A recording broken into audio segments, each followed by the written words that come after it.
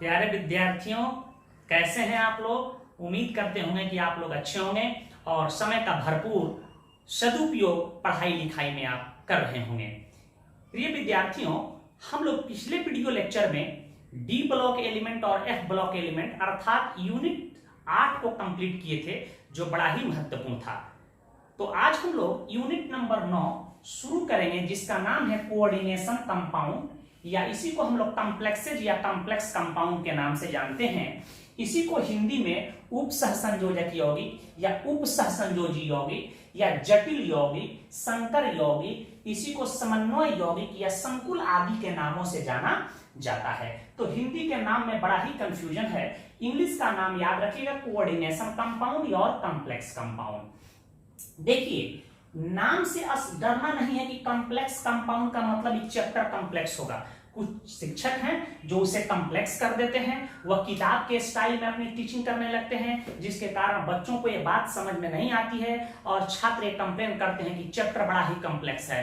ठीक है, चैप्टर कोई कॉम्प्लेक्स नहीं होता है, केवल यह निर्भर करता है कि शिक्षक उसे कैसे पढ़ा पाते हैं, कैसे सिखा पाते हैं। एक बेहतर शिक्षक वह होता है जो हर कॉम्प्लेक्स टॉपिक को सिंप्लीफाई करके छात्रों के मस्तिष्क में उसे स्थानांतरित कर दे। मैं बिल्कुल कोशिश करूंगा कि प्रत्येक टर्मिनोलॉजी को बिल्कुल क्रिस्टल क्लियर करूं आपके सामने, ताकि आपको कहीं आगे दिक्कत नहीं हो।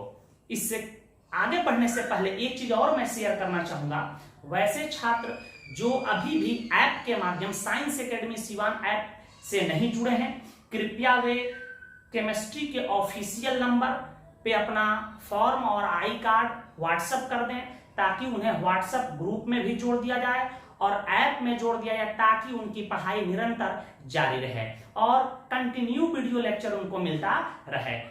यूट्यूब पे कंटिन्यू वीडियो लेक्चर अपलोड नहीं हो रहा है, ऐप के माध्यम से पढ़ाई हो रहा है। तो कृपया करके अपना एडमिशन स्लिप, आई कार्ड निश्चित रूप से भेज दें, और जिनका एडमिशन नहीं हुआ है वे ऑनलाइन एडमिशन अपना करा लें, ताकि उनकी पढ़ाई बाधित नहीं हो। ऑफलाइन क्लास के चक्कर में नहीं पड़ना है। गवर्नमेंट की जब आदेश होगी, कोरोना से हम लोग मुक्त हो जाएंगे, तो ऑफलाइन भी हम लोग पढ़ाई शुरू करेंगे। लेकिन ऑफलाइन जो ही हम लोग मिलेंगे, पढ़ाई वहीं से स्टार्ट होगी जहां से हम लोग ऑनलाइन एंड किए हैं, क्योंकि सिलेबस का रेंज बहुत ज्यादा है और हम लोग को डीप पढ़ना है। ठीक है, सिलेबस के साथ लिपापोती नहीं करना है, इसलिए हम लोग डिटेल अध्ययन करेंगे और आगे बढ़ेंगे, प्रश्न को बनाते चलेंगे, कंसेप्ट को समझते चलेंगे। तो चलिए हम लोग शुरू करते हैं कोऑर्डिनेशन कंपाउंड्स को। इसको आगे बढ़ने से पहले एक चीज मैं बताऊंगा कि कोऑर्डिनेशन केमिस्ट्री क्या है। सबसे पहले हम लोग जानेंगे कोऑर्डिनेशन केमिस्ट्री।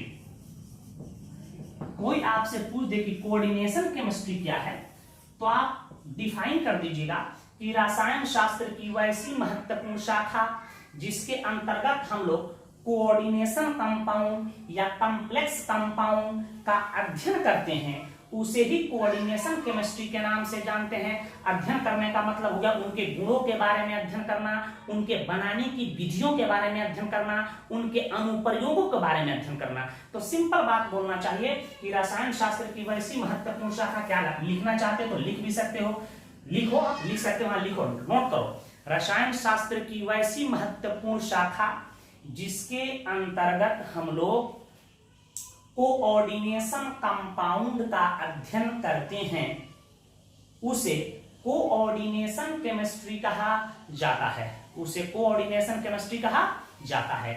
याद रखिएगा, ये कोऑर्डिनेशन कंपाउंड जो होते हैं मॉडर्न इनऑर्गेनिक केमिस्ट्री और केमिकल इंडस्ट्री के बैकबोन माने जाते हैं। इनका प्रयोग मेडिसिन बनाने में, इनका प्रयोग कैटलिस्ट के तौर पे बहुत सारे चीजों में इनका प्रयोग है, जिनका एप्लीकेशन हम लोग आगे पढ़ेंगे। तो कोऑर्डिनेशन कंपाउंड जो होते हैं इनऑर्गेनिक केमिस्ट्री के, फिर आपको केमिकल इंडस्ट्री की ये बैकबोन माने जाते हैं। बहुत ही महत्वपूर्ण यौगिक होते हैं जिसका प्रयोग हर क्षेत्र में होता है। ये बात समझ चुके होंगे। अब प्रश्न आता है कि सर कोऑर्डिनेशन कंपाउंड क्या है। इसको डिफाइन करने से पहले हम एक टर्मिनोलॉजी और बता रहे हैं आपको, डबल साल्ट क्या है, ध्यान दीजिएगा। डबल साल्ट, इसी को हिंदी में हम लोग द्विक लवण कहते हैं बेटा, क्या कहते हैं? द्विक लवण। आप मेरे यहाँ 11 पढ़े होंगे तो आपको हम बताए थे some basic concept of chemistry में टाइप्स ऑफ साल्ट, वहां डबल साल्ट का चर्चा किए थे। इसी को लैटिस कंपाउंड के नाम से भी हम लोग जानते हैं, लैटिस कंपाउंड्स। अब प्रश्न उठता है कि लैटिस कंपाउंड क्या है और कोऑर्डिनेशन कंपाउंड में अंतर बोर्ड एग्जाम में पूछे जाते हैं। तो पहले हम इसको एग्जाम्पल के माध्यम से क्लियर कर देते हैं, ध्यान दीजिएगा।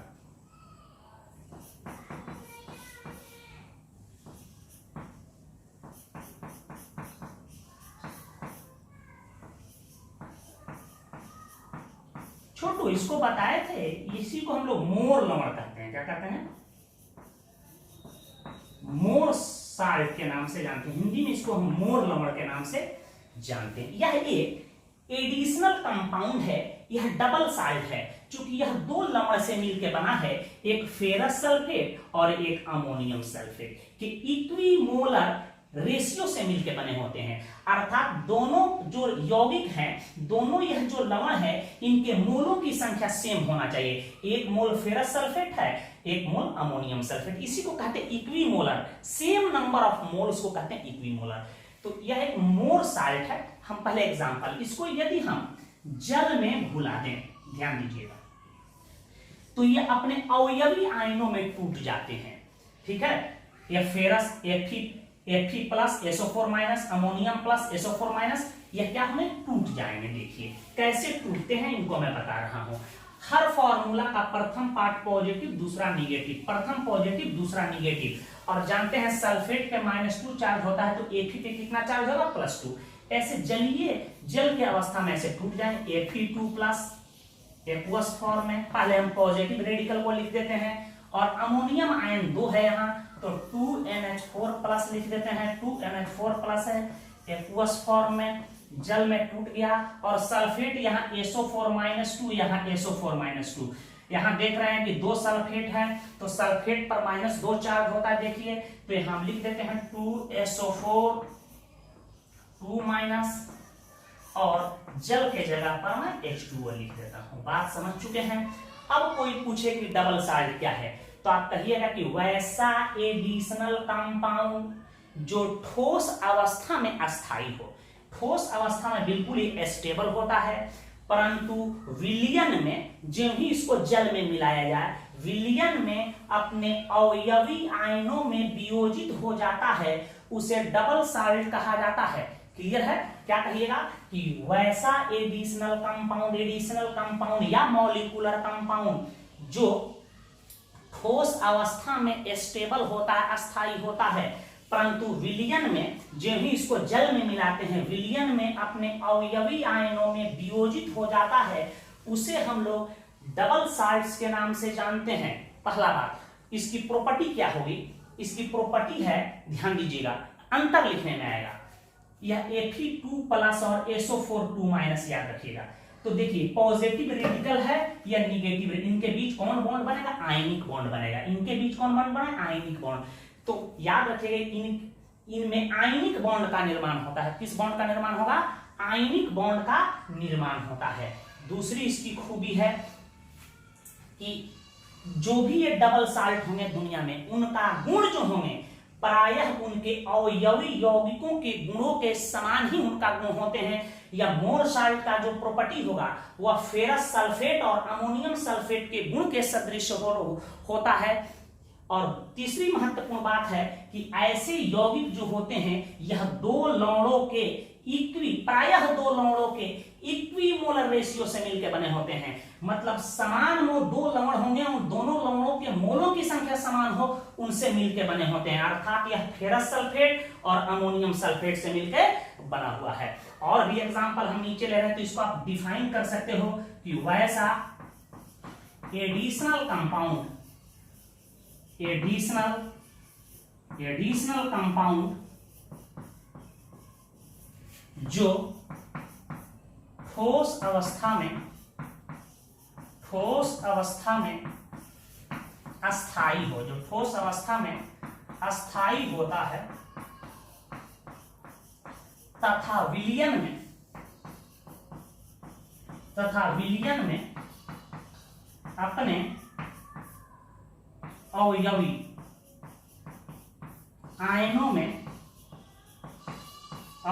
आयनों में वियोजित या वियोजित हो जाता है उसे डबल साल्ट्स कहा जाता है। एग्जाम्पल के तौर पे मोर साल्ट, और भी हम एग्जाम्पल यहां देते हैं। कार्नेलाइट का आप नाम सुने होंगे। कार्नेलाइट का सूत्र होता है KCl into MgCl2 into 6H2O। याद रखिएगा, इसको हम लोग कहते हैं कार्नेलाइट,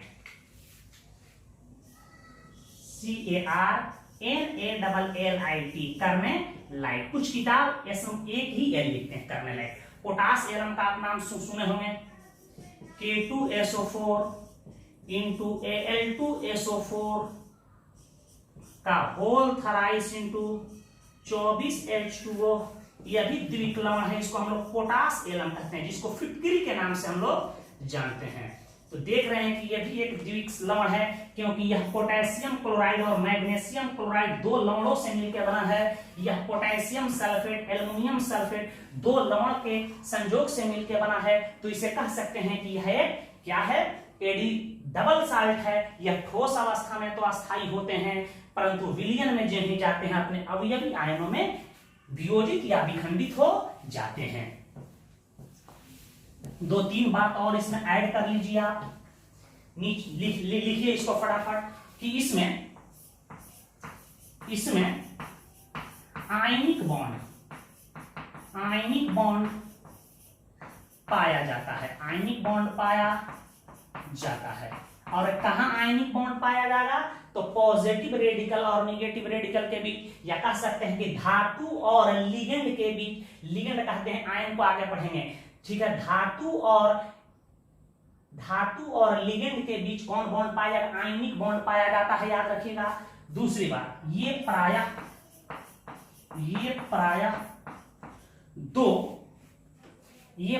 दो सिंपल साल्ट के इक्विमोलर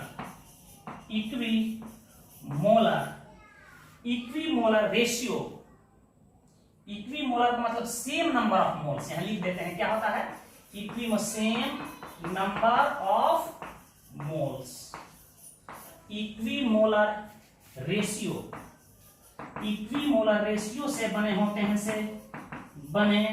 होते हैं। देखिए बने होते हैं कैसे, यहां देख रहे हैं कि 1 मोल पोटेशियम क्लोराइड है तो 1 मोल मैग्नीशियम क्लोराइड, इक्विमोलर रेशियो है। यहाँ 1 मोल पोटेशियम सल्फेट है तो 1 मोल एल्युमिनियम सल्फेट है। यहाँ 1 मोल फेरस सल्फेट है तो 1 मोल अमोनियम सल्फेट है। प्रायः यह दो लवण के इक्विमोलर रेशियो से मिलकर बने होते हैं।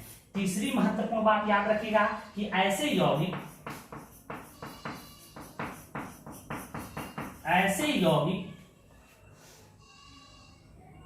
का गुण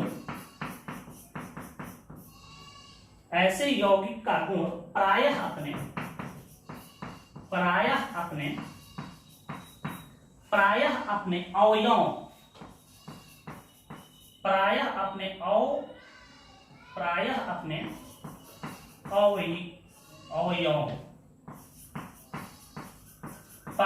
अपने अवयव कौन कौन इसके अवयव हो सकते हैं, तो फेरस सल्फेट हो सकते हैं, अमोनियम सल्फेट हो सकते हैं। कोई पूछे कि कार्नेलाइट का कौन सा अवयव है, तो कहिएगा पोटेशियम क्लोराइड हो सकते हैं, मैग्नीशियम क्लोराइड हो सकते हैं। ऐसे यौगिकों का गुण प्रायः अपने अवयवों के समान होता है। तो बात आप समझ चुके होंगे, तो इसको आप नोट कीजिए, हम आगे बढ़ रहे हैं। तो आप समझ चुके होंगे कि डबल साल्ट क्या है। अब हम कोऑर्डिनेशन कंपाउंड को डिफाइन करेंगे।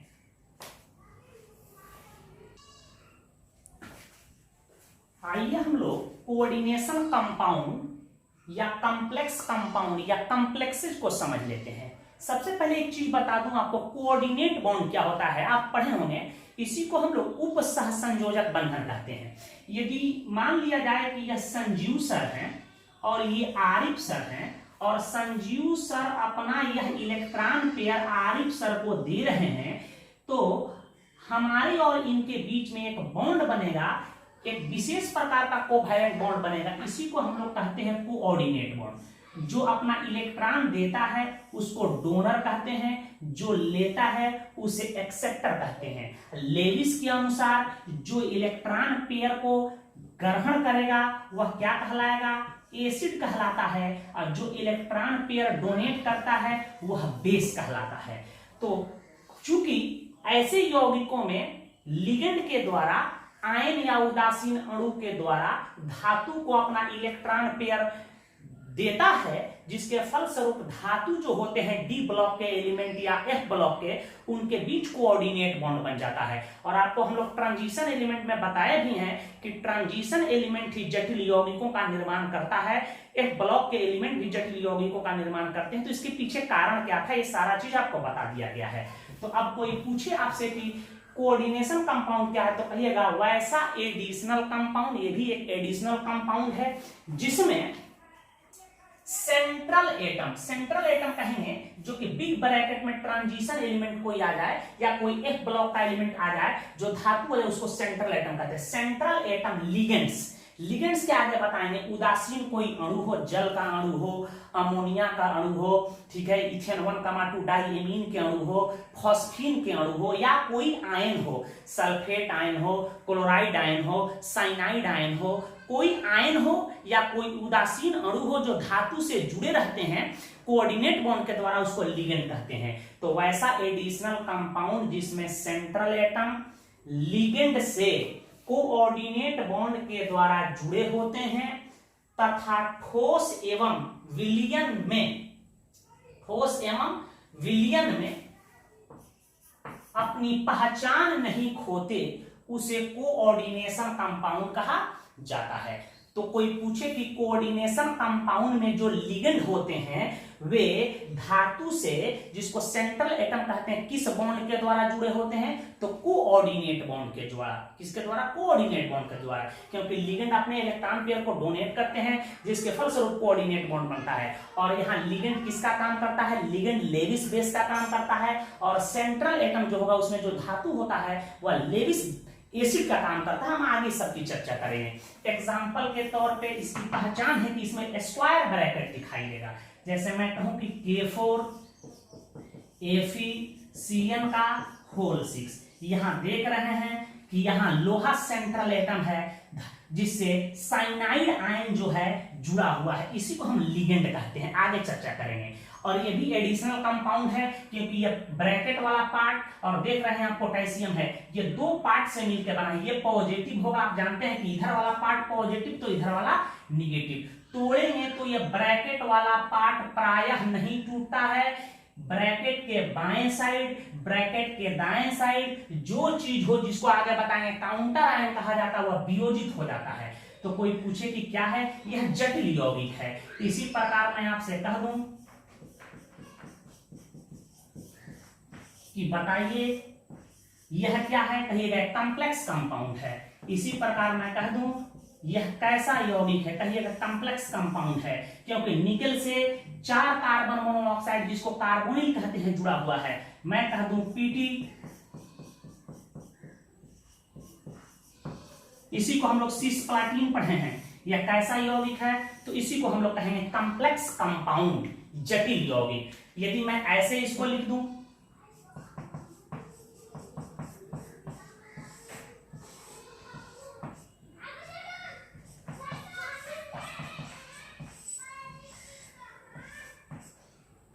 यदि ब्रैकेट वाले पार्ट के ऊपर पॉजिटिव या निगेटिव चार्ज आपको दिखाई दे, पॉजिटिव या निगेटिव चार्ज दिखाई दे,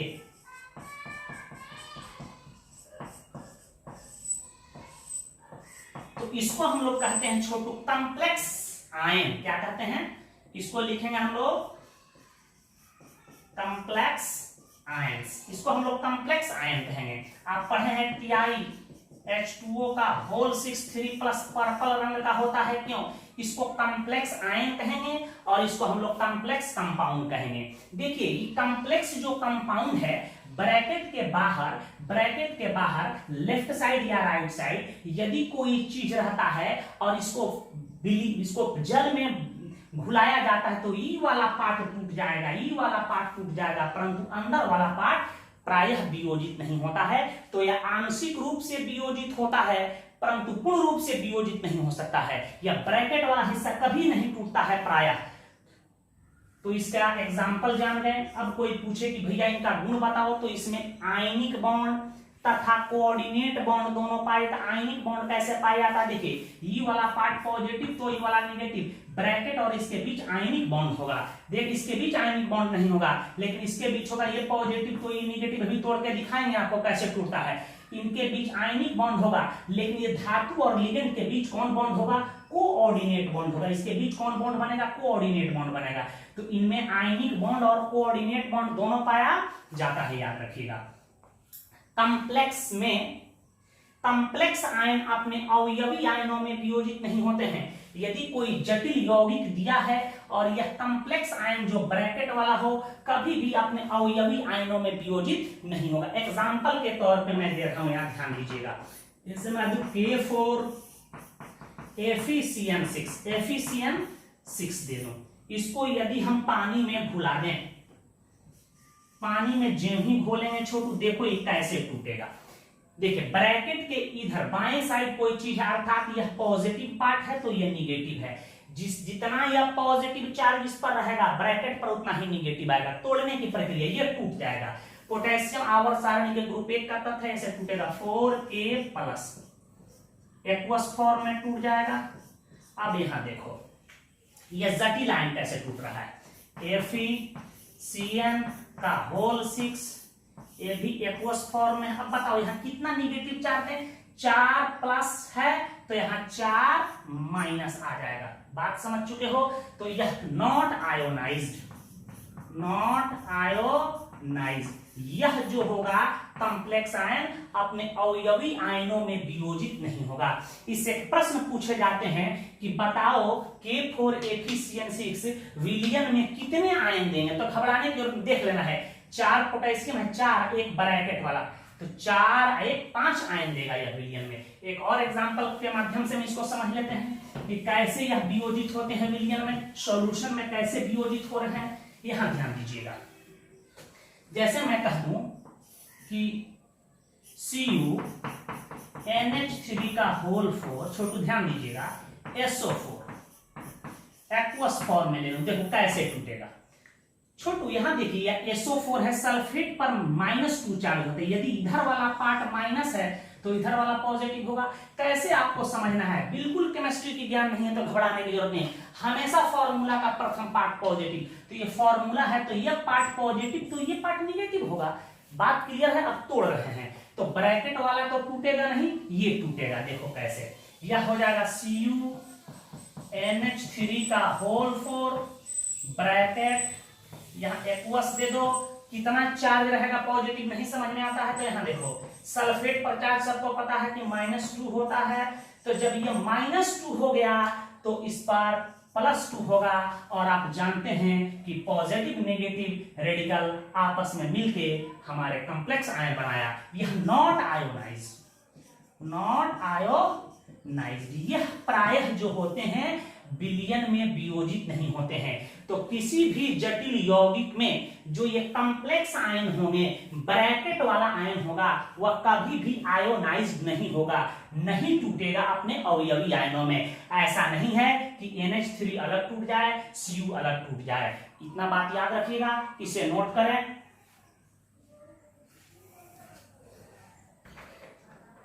इन प्रश्नों को देखिए, ऐसे प्रश्न बोर्ड एग्जाम में कभी कभी पूछ दिए जाते हैं। जटिल यौगिक दे देगा और पूछेगा कि बताइए या विलयन में कितने आयन देंगे। तो तेज लड़के तो आसानी से ऐसे ही बता सकते हैं कि क्लोराइड Cl3- यह 3 हुआ, एक ब्रैकेट वाला 4 आयन देगा। ठीक है, तो आप इसको तोड़ के कैसे आप समझ रहे हैं कि 3 इधर क्लोराइड आयन हुआ, 3 आयन, 4 ब्रैकेट वाला 4। देखिए अभी कह रहा है कि NiCO का होल 4 विलियन में कितना आयन देगा, तो ब्रैकेट वाला पार्ट तो टूटता ही नहीं है, इधर भी कुछ नहीं है, इधर भी कुछ नहीं है, तो ये वियोजित ही नहीं होगा, तो आयनों की संख्या 0 हो जाएगी। कोई पूछेगा ये कितना आयन देगा, तो देखो यहाँ 3 है तो 3 पॉजिटिव हो जाएगा, एक ब्रैकेट वाला, इसका भी उत्तर 4 होगा। एकदम आसान सवाल होता है, केवल समझने की जरूरत है आपको। बहुत लोग कैसे देखेंगे 6 गो और 3 गो 9 9 पे मार देंगे, बहुत 6 देख के 6 पे टिक लगा देगा, बहुत नाम पीर बाबा का ले लेगा, उसके अनुसार से बेटा हर चीज को समझते चलना है। देखो नहीं समझ में आए तो इसको तोड़ लेना है। आपको कैसे हम तोड़ देते हैं, देखो CO है, एक जटिल यौगिक है। जटिल यौगिकों का नाम इस साल तो एकदम निश्चित रूप से बोर्ड एग्जाम में पूछेगा, 5 गो पूछ दे 5 नंबर में, 2 पूछ दे 2 अंकों का। बहुत ही महत्वपूर्ण चैप्टर है, खूब अच्छा से पढ़ते चलिएगा। NH3 का होल 6, यहाँ देखो बेटा Cl3 है, इसको यदि हम जल में मिला दें तो कैसे टूटेगा। देखो अभी बताएं कि फॉर्मूला का ये पार्ट पॉजिटिव है तो ये पार्ट निगेटिव है, बात समझ गए। तो देखो तो इसको तोड़ रहे हैं, समझ में नहीं आया कि कितना चार्ज लिखे तो कैसे लिखेगा। CONH3 का होल 6, इस पर तो आपको कंफर्म हो गया कि पॉजिटिव चार्ज होगा। अब नहीं पता है तो हमको पता है क्लोराइड आयन, यहाँ कितना है, हो क्लोराइड आयन 3 है, तो 3Cl माइनस हो जाएगा एक्वस फॉर्म में, तो 3 एकम -3, तो यहाँ +3। जितना निगेटिव चार्ज उसके विपरीत उतना पॉजिटिव चार्ज, जितना पॉजिटिव चार्ज उसके विपरीत उतना निगेटिव चार्ज। और यदि आपको याद है कुछ आयनों का नाम, आयनों की पर चार्ट तो बहुत आसान है, नहीं समझ में आता है तो हम ऐसे करेंगे। अब आयन कितना हो गया बताओ, 3 आयन यहाँ दिखाई दे रहे हैं और 1 आयन यहाँ दिखा रहे हैं। टोटल आयन हम लिख देते हैं, टोटल आयन कितना हो गया, यहाँ देखो 1 हुआ, ब्रैकेट को पूरा 1 मानना है, 1 +3 क्लोराइड आयन, टोटल आयनों की संख्या 4 हुआ। यह मेरा करेक्ट आंसर हुआ, तो उत्तर इसका करेक्ट होगा डी। इसी प्रकार आप क्वेश्चन 2 को बनाइएगा, क्वेश्चन 4 को देखिएगा, वो तो देखते देखते आपका उत्तर आ जाएगा। क्या होगा, इसका उत्तर 0 होना चाहिए, इसका भी उत्तर 3 और 1 4 होना चाहिए। तो इस तरह के छोटे छोटे ऑब्जेक्टिव बना सकते हैं, इसे नोट करें। एक शॉर्ट क्वेश्चन में बताने जा रहा हूं कि डबल साल्ट और कोऑर्डिनेशन कंपाउंड में अंतर लिखें। बहुत ही महत्वपूर्ण क्वेश्चन है जो बोर्ड में पूछे जाते हैं, उसको हम बता रहे हैं, उसे समझिएगा और उसे 1-2 बार पढ़ जाइएगा ताकि बोर्ड एग्जाम में आए तो छूटे नहीं।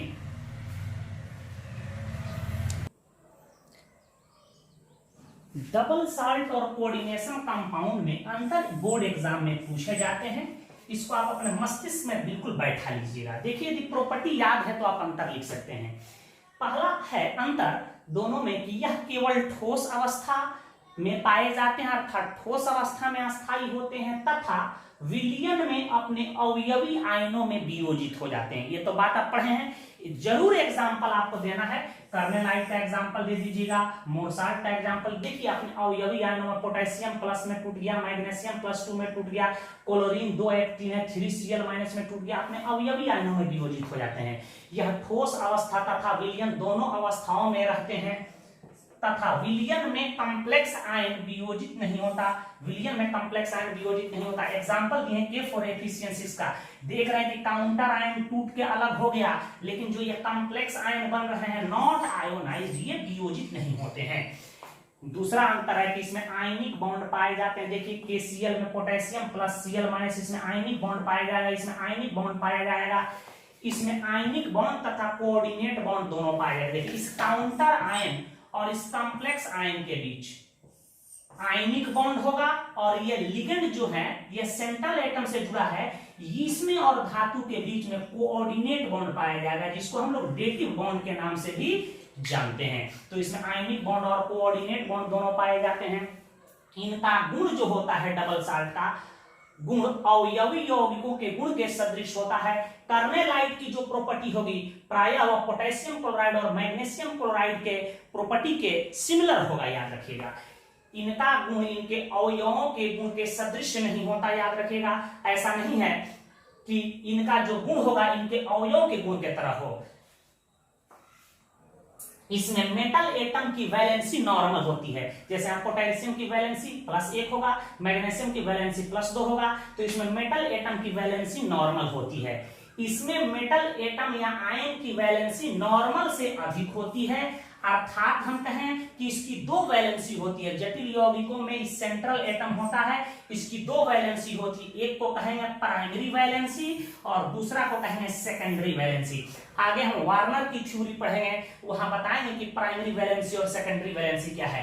प्राइमरी वैलेंसी धातु के ऑक्सीकरण अवस्था के बराबर होती है। यदि हम निकाल दे इसकी ऑक्सीकरण अवस्था 6 में से 4 गया 2, तो यहां लोहा की प्राइमरी ऑक्सीडेशन प्राइमरी वैलेंसी +2 हुआ और प्राइमरी वैलेंसी ऑक्सीडेशन नंबर के बराबर होती है और सेकेंडरी वैलेंसी कोऑर्डिनेशन नंबर के बराबर होती है। जो लिगेंड की संख्या दिखाई देती है जनरली उसको हम लोग कोऑर्डिनेशन नंबर कहते हैं। तो यहाँ लोहा की Fe की सेकेंडरी वैलेंसी 6 होगी और प्राइमरी वैलेंसी 2 होगी। आगे इसकी हम चर्चा करेंगे।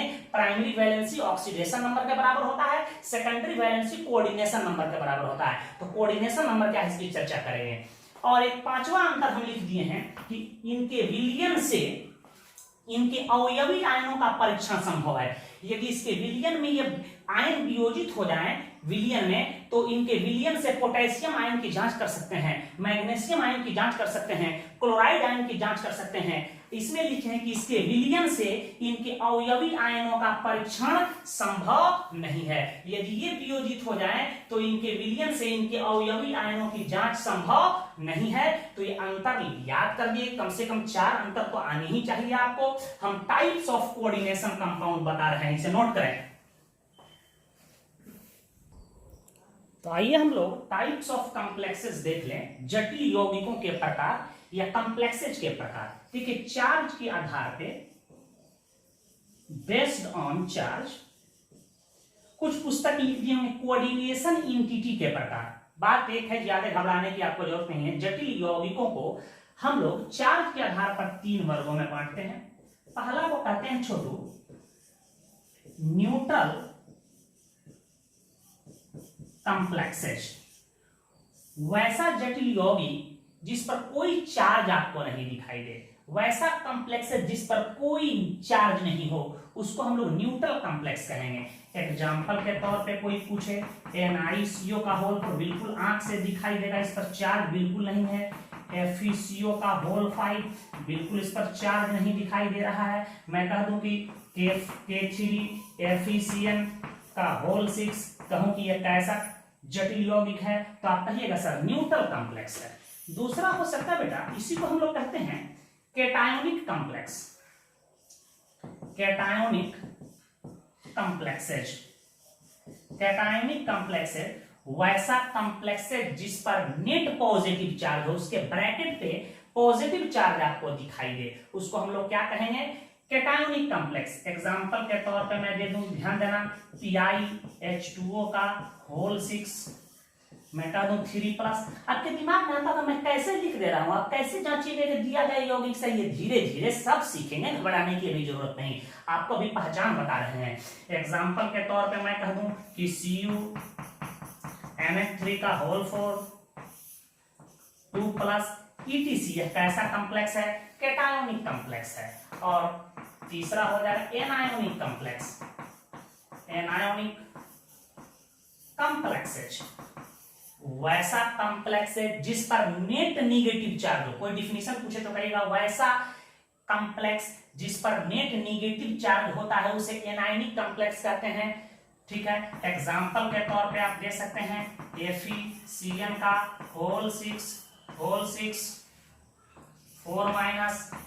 NiCN का होल 4 -2 आप दे सकते हैं। बिग ब्रैकेट है, इसी को स्क्वायर ब्रैकेट कहते हैं। ETC हो सकता है कि नहीं, अरे बोलो मुंह खोलो ना, किसी को दिक्कत है। वैसा कॉम्प्लेक्स जिस पर नेट पॉजिटिव चार्ज हो, एकदम पॉजिटिव चार्ज आपको दिखाई देगा, जिस पर कोई चार्ज नहीं, उसको न्यूट्रल कॉम्प्लेक्स कहेंगे।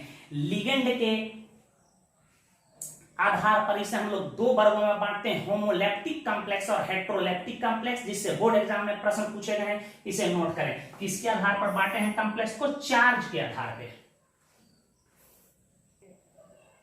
देखिए, ये कॉम्प्लेक्स कंपाउंड का यह टाइप बार बार बोर्ड एग्जाम में पूछे जाते हैं। लिगेंड के आधार पर इसको हम लोग 2 वर्गों में बांटते हैं। पहला को कहते हैं होमोलैप्टिक कॉम्प्लेक्सेस, ES इसको प्लूरल की, S लगा के प्लूरल की, कॉम्प्लेक्सेज, याद रखिएगा, ठीक है। कॉम्प्लेक्स लिखे, ES लगा के इसको प्लूरल किए हैं। होमोलेप्टिक कॉम्प्लेक्स क्या है?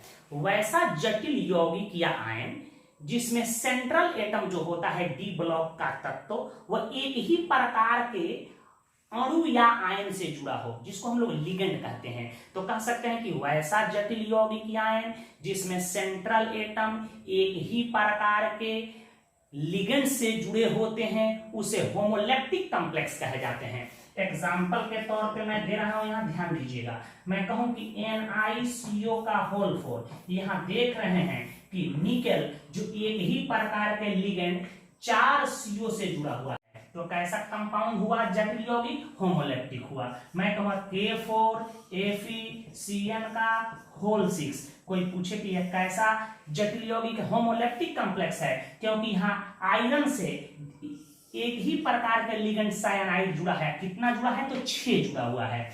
आपसे कोई पूछ दे CONH3 का होल 6 Cl3, यह कैसा कॉम्प्लेक्स है? आप कहिएगा होमोलेप्टिक कॉम्प्लेक्स है, क्योंकि यहाँ कोबाल्ट से जो सेंट्रल एटम है उससे 6 अमोनिया जुड़ा हुआ है या एमाइन लिगेंड जुड़ा हुआ है। बात आप समझ चुके हैं, और सारे एग्जांपल आप दे सकते हैं। हेट्रोलेप्टिक, कोई पूछे कि कॉम्प्लेक्सेज क्या है? वैसा जटिल यौगिक आयन जिसमें सेंट्रल एटम से अलग अलग या विभिन्न प्रकार के लिगेंड जुड़े होंगे, उसको हम लोग क्या कहेंगे? हेट्रोलेप्टिक कॉम्प्लेक्स के नाम से जानते हैं। एक दो एग्जांपल निश्चित रूप से याद होना चाहिए, जैसे सिस्प्लाटिन का आप नाम जानते हैं, PTNH3 का होल 2 Cl2। यहां देख रहे हैं कि प्लेटिनम से 2 NH3 भी जुड़ा है, 2 क्लोराइड आयन भी जुड़ा है। हेट्रोलेप्टिक कॉम्प्लेक्स का उदाहरण है, याद रखिएगा। Na2FeCN का होल 5 NO। ये सोडियम नाइट्रोक्लोराइड है, बहुत ही महत्वपूर्ण कंपाउंड है। इसका नाम, इसका ऑक्सीडेशन स्टेट पूछे जाते हैं। यहाँ NO जो रेडिकल, जो NO जो लिगेंड है, या NO+ के रूप में होता है।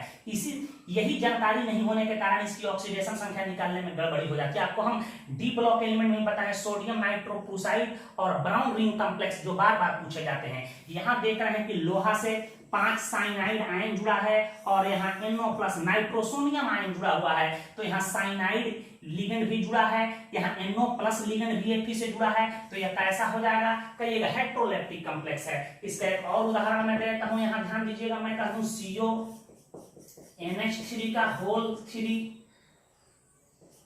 NO2 का होल 3। मैं कहूं कि यह कैसा कॉम्प्लेक्स है? कहिएगा सर हेट्रोलेप्टिक कॉम्प्लेक्स है। कोबाल्ट से 3 अमोनिया भी जुड़ा है, एमाइन भी जुड़ा है, लिगेंड इसको एमाइन पढ़ते हैं, और यहाँ नाइट्राइड भी जुड़ा हुआ NO2, जिसको नाइट्रो भी कहते हैं। तो ये कैसा कॉम्प्लेक्स है? कहेंगे सर हेट्रोलेप्टिक कॉम्प्लेक्स है। एक बात और याद रखिएगा, नोट में ये बात को याद रखिएगा कि वैसा कॉम्प्लेक्स कंपाउंड जिसमें एक ही सेंट्रल एटम दिखाई देते हो, उसको हम लोग होमोन्यूक्लियर कॉम्प्लेक्स कहेंगे। क्या कहेंगे?